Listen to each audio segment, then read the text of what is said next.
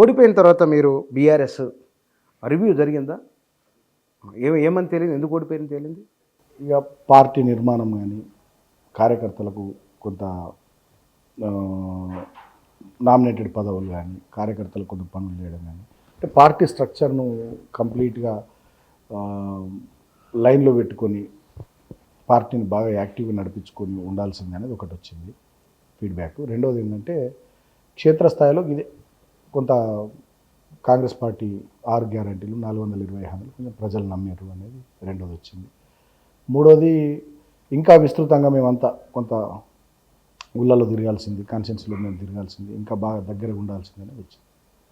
Reviews చేసుకున్నాం Telangana భవన్లోనే almost 15 days reviews జరిగింది. ఇవి మాట్లాడినారు. కానీ దీనికి అదనంగా ఇంకొక పాయింట్ చాలా మాట్లాడినాం. ఇంకా చాలా, నేను 3 చెప్పిన మీకు ఇంకా చాలా మాట్లాడినాం. దాంట్లో ఇది ఉందే చెప్పండి. వారు ప్రజలకు దూరమైనరు. ప్రజలకు దూరం కావడం అంటే పని ఒత్తిడిలో ఉండి దూరం కావడం ఒక అంశం, అధికారం ఉంది కదా ఎవరితో ఏం పని అన్నట్లు వివరించినారు, అది ప్రధానమైన కారణం. అది చాలామంది మాట్లాడుతున్న మాట. ఇది నిజమైన ఇది ఈ చర్చలో ఉందా? మీ చర్చలో ఉన్నదా? అంటే ఇక కింద పడ్డం కాబట్టి ప్రతి ఒక్కడు రాయిస్తూ ఉంటాడు. సో నేనేమంటున్నా అంటే ఆనాడు మేము అధికారంలో ఉన్నా ఎన్నడూ అధికార దర్పాన్ని ప్రదర్శించలేదు. ఎప్పుడైనా సీఎం కేసీఆర్ గారు ఆనాడు ఏంటంటే ఎక్కువ సమయం వారు ఈ సమీక్షలు, సంక్షేమ కార్యక్రమాలు, అభివృద్ధి కార్యక్రమాలు ఎట్లా చేయాలి, ఏం చేయాలనే వాటి మీద ఎక్కువ ఫోకస్ చేసేది, ఎక్కువ దృష్టి పెట్టేది తప్ప ప్రజల్ని కలవద్దని ఏం లేదు. సీఎం గారు జిల్లాలు తిరిగినప్పుడు కానీ మిగతా సందర్భాల్లో కానీ డెఫినెట్గా అందరినీ కలుస్తుండే. వారి ప్రగతిభవన్కే సింగరేణి వర్కర్లందరినీ పిలుచుకొని భోజనం పెట్టి వాళ్ళతో మాట్లాడి పంపించాడు. తర్వాత ఆర్టీసీ కార్మికులను పిలుచుకొని భోజనం పెట్టి మాట్లాడి పంపించాడు. చిరుద్యోగులను చాలామందిని పిలుచుకొని మాట్లాడి భోజనం పెట్టి పంపించాడు. చాలామందిని కలిసారు. కలవలేదు, ఒకటి క్రియేట్ చేశారు. నేను ఏమంటున్నా, కేసీఆర్ గారి విషయంలో ఒకటి క్రియేట్ చేయబడ్డది.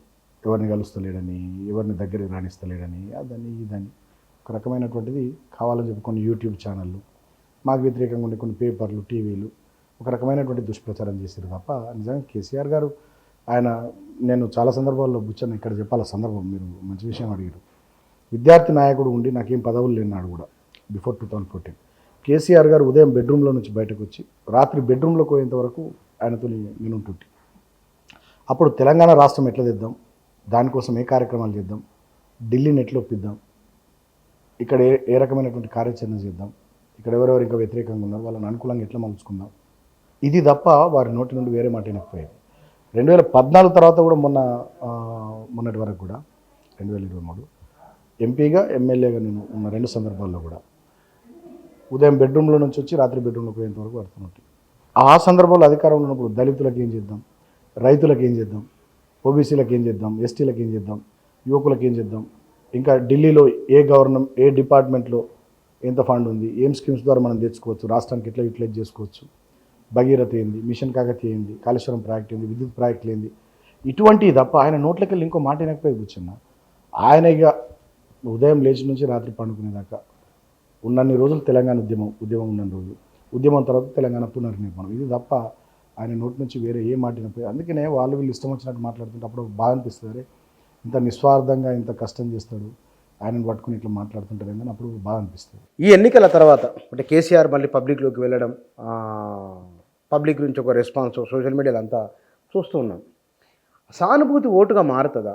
అంటే నేను అనుకోవడం ఏంటంటే కేసీఆర్ గారు బస్సు యాత్ర ద్వారా బయటకు వచ్చిన తర్వాత, మిర్యాలగూడ నుండి వారి బస్సు యాత్ర స్టార్ట్ అయిన తర్వాత ఒకదాన్ని మించి ఒకటి రోడ్ షోలు బాగా జరుగుతున్నాయి.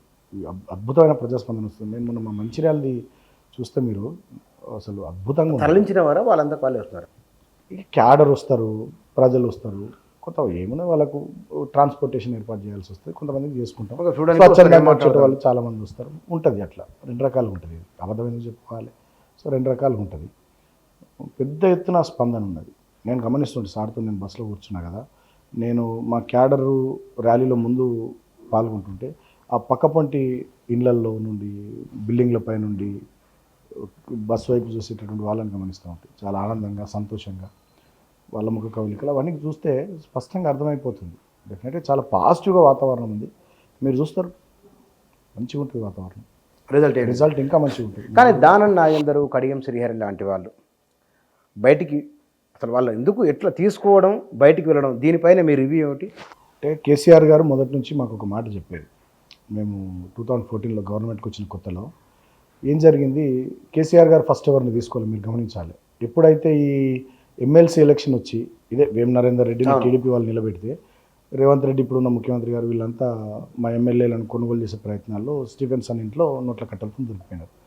దాని తర్వాత కేసీఆర్ గారు అప్పుడు మన నెంబర్ 63, 60 మ్యాజిక్ ఫిగర్ తెలంగాణలో 119లో 63 మన నెంబర్ కాబట్టి సో ఇట్లా ప్రభుత్వాన్ని డిస్టెబిలైజ్ చేయాలని కుట్ర చేస్తున్నారు అనేది ఇదే భట్టి గారు ఈ ప్రభుత్వం ఎక్కువ రోజులు ఉండదని చాలా సందర్భాల్లో మాట్లాడారు అప్పుడు 2014 తర్వాత. అదేవిధంగా చంద్రబాబు నాయుడు గారు కుట్రలు చేస్తూ ఉన్నారు.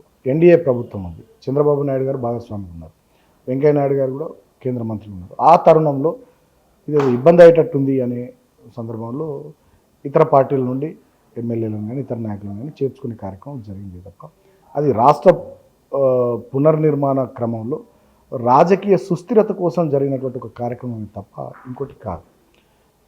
ఆ క్రమంలో ఎవరు లేకుండా చేయడం, ఆ క్రమంలో ఎవరు లేకుండా ఎందుకు చేస్తున్నాం, ఎవరు లేకుండా చేయలేదు, కొంతమందిని తీసుకున్నాం. ఆ క్రమంలో కొంతమంది వచ్చారు, సో వచ్చారు ఉన్నారు, పదవులు అనుభవించారు, ఎమ్మెల్యేలు అయిన కొంతమంది ఎంపీలు అయిన మంత్రులు అయిన ఓకే అయిన ఉన్నారు.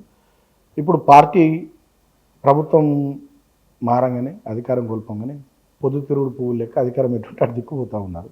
సో ప్రజలు గమనిస్తున్నారు. డెఫినెట్గా వాళ్ళకి డిపాజిట్లు రావు. మీరు చూడండి, నేను చెప్తున్నా ఇవాళ 4 సీట్లు రంజిత్ రెడ్డికి చేవెళ్లలో, మల్కాజ్గిరిలో సునీత మహేందర్ రెడ్డికి, సికింద్రాబాద్లో దానం నయేందర్కు, కడియం శ్రీహరి బిడ్డ కడియం కావ్యకు వరంగల్, ఈ 4 డిపాజిట్లు వస్తే మీరు అడగండి.